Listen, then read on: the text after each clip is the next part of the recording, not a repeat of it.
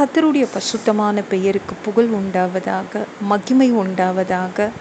நீங்களாம் எப்படி இருக்கீங்க? நான் ரொம்ப நல்லா இருக்கேன். லூக்கா 23ஆம் அதிகாரம் 50ஆம் வசனத்திலேருந்து பார்க்கலாம். யோசேப்பு அரிமத்தியா பட்டணத்தை சேர்ந்தவன். ஒரு நல்ல டவுனில் வாழ்ந்தவன் தான் இந்த யோசேப்பு. அவன் என்னன்னா ஆலோசனைக்காரன், உத்தமன். நம்ம யோபு மாதிரி உத்தமன். யோபு தேவனால் புகழப்பட்டவன்ல உத்தமன் அதே மாதிரி தான் இந்த அரிமத்தியா ஊரை சேர்ந்த இந்த யோசேப்பும் ஒரு உத்தமன்.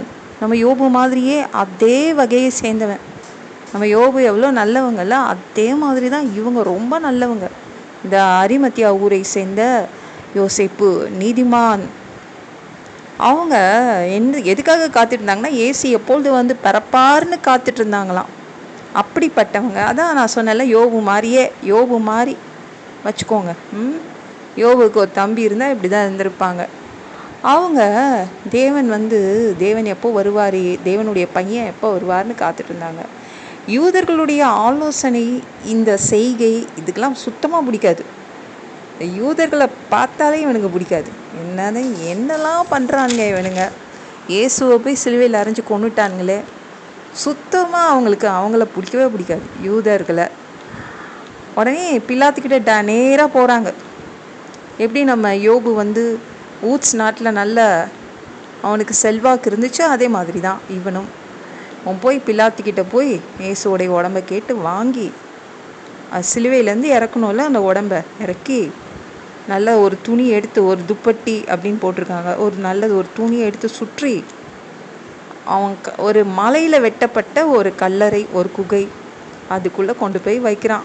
யாருமே ஒரு நாளும் எந்த காலத்துலேயும் அங்கே எந்த பாடியும் வச்சதில்லை அப்படின்னு லூக்கா சொல்கிறாங்க. அந்த இடத்துல வச்சுட்டு அடக்கம் பண்ணிட்டு போயிடுறான். இதை அந்த கலிலேயாவில் இயேசுக்கு பின்னாடியே வந்தாங்க பார்த்தீங்களா, அந்த பெண்கள் பார்த்தாங்க.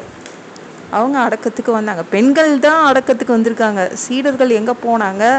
மரியாள் அவங்க தம்பிங்கெல்லாம் எங்கே போனாங்க தெரில. உடனே இந்த பெண்கள் என்ன பண்ணாங்கன்னா, நேராக கடைக்கு போயிட்டு, ஏன்னா அடுத்த நாள் ஓய்வு நாள், சனிக்கிழமை இவங்க வந்து யூதர்கள் வந்து ஓய்ந்து இருப்பாங்க, எங்கேயும் போக மாட்டாங்க. கந்த வர்க்கங்கள், பரிமள தைலங்கள்லாம் வாங்கி வச்சுட்டாங்க. அடுத்த நாள் கடை இருக்காது, முன்னாடியே வாங்கி வச்சுருவோம் சொல்லிட்டு வீட்டில் வச்சுட்டு சனி ஃபுல்லாகவே வீட்டில் இருந்தாங்க. அடுத்த நாள் ஞாயிற்றுக்கிழமை காலையிலே கிளம்பிட்டாங்க. இயேசுவை பார்த்துடலாம், அவருக்கு கந்த வர்க்கங்கள்லாம் எடுத்துகிட்டு போய் அந்த உடம்புல பூசி வைக்கலாம் சொல்லிட்டு கிளம்புறாங்க. போனால் கல்லறை திறந்துடுக்கு, உள்ள இயேசுவோடைய உடம்பு இல்லை. ரொம்ப அப்படியே கலக்கம் வந்துருச்சு. இன்னும் இப்படி இயேசு உடம்பும் நம்மளுக்கு கிடைக்காம போச்சே. அவர் இறந்தாலும் அவர் உடம்பையாவது பார்த்துட்டு இருக்கலாம்னு நினச்சா அது கூட நம்மளுக்கு வழி இல்லாமல் பண்ணிட்டாங்களே. திருடிட்டு போயிட்டாங்க, யாரோ வந்து எடுத்துகிட்டு போயிட்டாங்க தான் நினச்சாங்க. பக்கத்தில் 2 பேர் நல்ல பிரைட்டான ஒரு ட்ரெஸ் போட்டுட்டு நின்னாங்களாம். பிரகாசமுள்ள ஒரு வஸ்திரம் போட்டவங்க, ட்ரெஸ் போட்டவங்க வந்து பக்கத்தில் நின்றுட்டு அந்த பெண்கள் வந்து பார்த்தோன்னே பயந்துட்டாங்க. யார் இவங்க, இவ்வளோ பிரைட்டான ட்ரெஸ் போட்டு வந்திருக்காங்க அப்படின்னு பயந்துட்டாங்க. உடனே அவங்க என்ன தெரியுமா சொன்னாங்க, கலிலேயாவில் இருக்கும்போது இயேசு உங்ககிட்ட என்ன பேசினாரு ஞாபகம் இருக்கா? என்ன சொன்னார்? சிலுவையில் என்ன சாவடிச்சிருவாங்க, அதுக்கப்புறம் நான் உயிரோடு எழுந்து உங்களுக்கு முன்னாடி கலிலேயாவுக்கு போவேன்னு சொன்னாரா?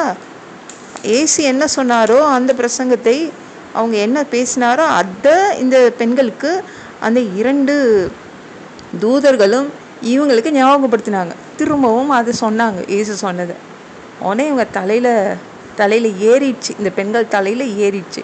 ஆமாம், இயேசு உயிரோடு எழுந்துட்டாரு, இப்போ புரியுதா? நீங்கள் எதுக்கு கல்லறையை எட்டி பார்க்குறீங்க, அவரோட தான் உயிரோடு இருக்காருன்னு சொல்லிட்டாங்க. ஓடி போய் 11 சீடர்களுக்கும் போய் சொல்கிறாங்க. இந்த பெண்கள் வீணாக பேசிகிட்டு இருக்காங்க அப்படின்னு சீடர்கள் சொல்கிறாங்க. அவங்களும் சொன்னாங்க, கலிலேயாவில் இருக்கும்போது இயேசு என்னெல்லாம் சொன்னார் ஞாபகம் இருக்கான்னு. அப்போ கூட அவங்க நம்பலை. ஆனால் பேதுரு வந்தான், கல்லறையை போய் பார்க்க வந்தான்.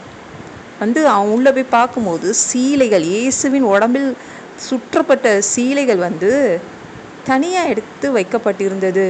இப்போ யாராவது திருடிட்டு போனால் ஒரு பணத்தோடைய உடம்புல இருந்து எதுக்காக துணியை கலத்தணும், அதை அந்த அந்த துணியை எதுக்கு ஓரமாக வச்சுக்கணும், அதனால் யாரும் திருடிட்டு போல, அந்த உடம்பை யாரும் எடுத்துகிட்டு போல, ஏசு உயிரோடு எழுந்துட்டாரு அப்படின்னு அவன் புரிஞ்சுக்கிட்டான். அவ்வளோதான். அவங்கெல்லாம் ரொம்ப ஆச்சரியப்பட்டாங்க. அவர் உயிர் தெழுந்துட்டாரு, ரொம்ப சந்தோஷப்பட்டாங்க.